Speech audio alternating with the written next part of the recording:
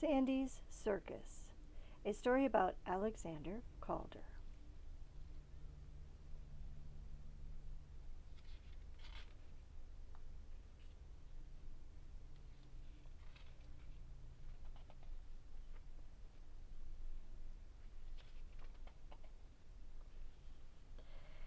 There once was an artist named Alexander Calder. Only he didn't call himself Alexander, and he didn't call the things that he made art.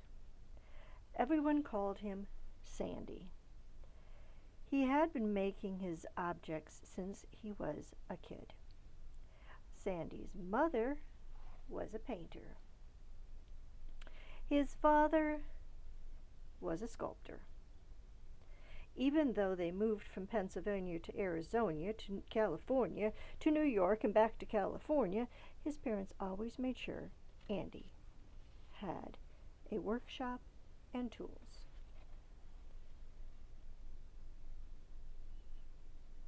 He made his friends toys and jewelry from scraps of wood. Leather and wire he picked up off of the street. Sandy built his sister Peggy a castle for her doll, complete with a moat. He and Peggy made toy animals and played circus in the workshop.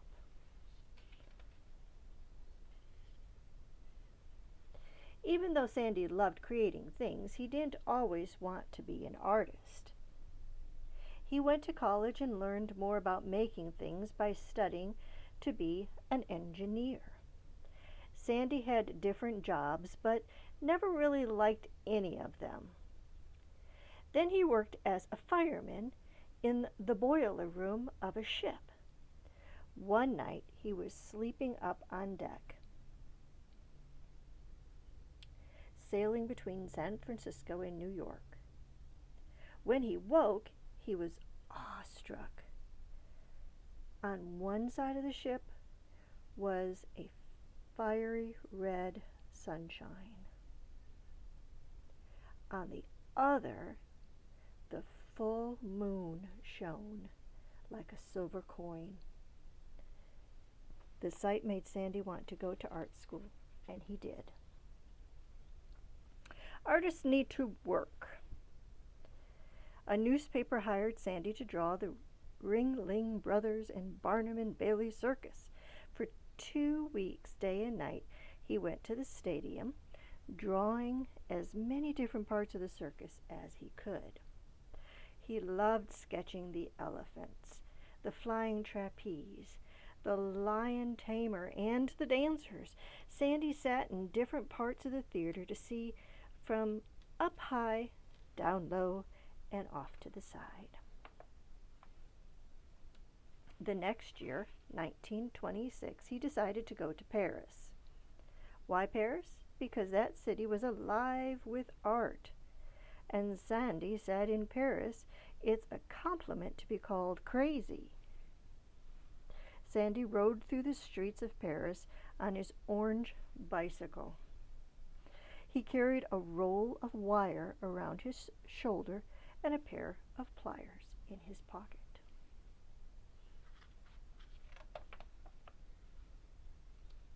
When Sandy bumped into a friend, out came the wire and the pliers.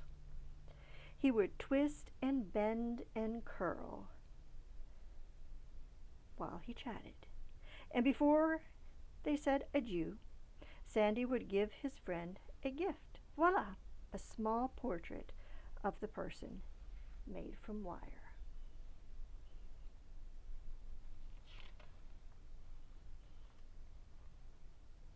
One day Sandy made a little wire lion. Of course, since the lion was a wild animal, it needed a tamer, so Sandy made him a tamer too. Then he made high wire walkers and a high wire for them to walk on, and a safety net just in case that they fell, and a flying trapeze, and a red stage. Sandy started to see a whole circus come to life before his eyes.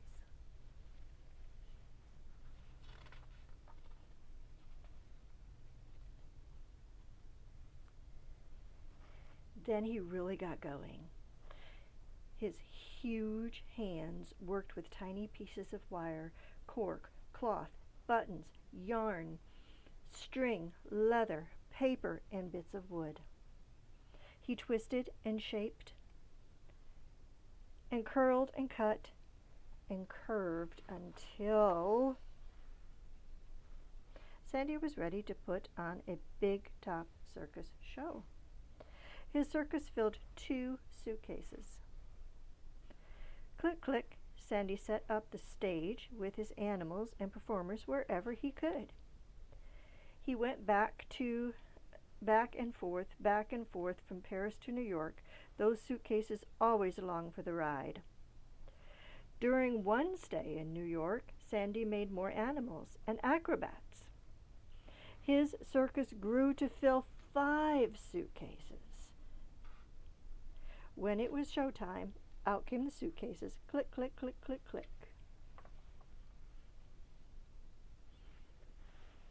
A friend wound up the gramophone to start the music. Sandy boomed a greeting to his audience in a voice of his wire ringmaster, Monsieur Loyal, announcing the performance was about to begin. On his knees, this bear of a man, working the springs and the strings and levers of his clever creations, making them leap, run, dance. Hear the whistle blow, horns blare, see the flying Filipinos flip, the lions roar, the lion tamer tames, seals bark, tossing a ball from nose to nose.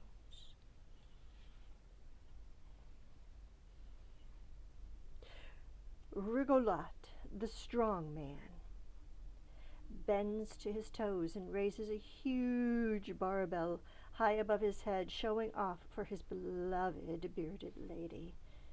Horses gallop, birds flutter, dogs dance on whirly-twirly legs.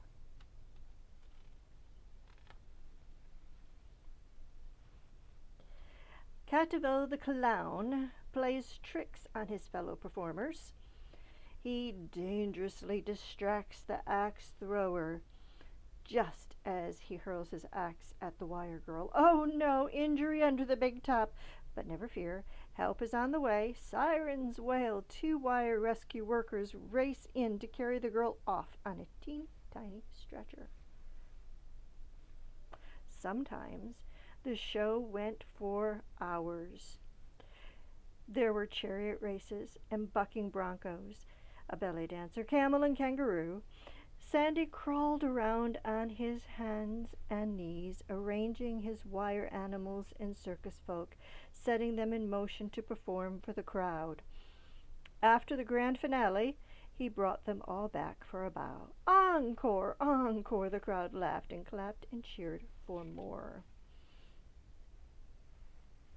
Word spread throughout Paris and New York. Everyone wanted to see Sandy's circus.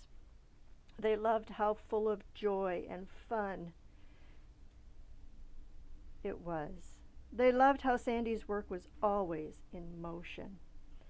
People said, he has discovered in playing a new world, his art has the force of the ocean.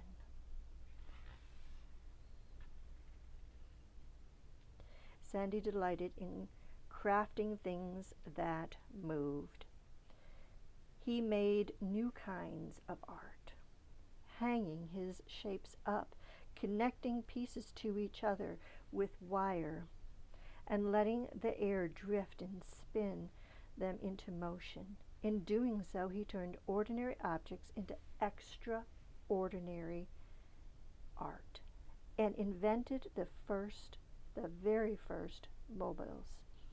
And it all started with Sandy's magical, movable circus.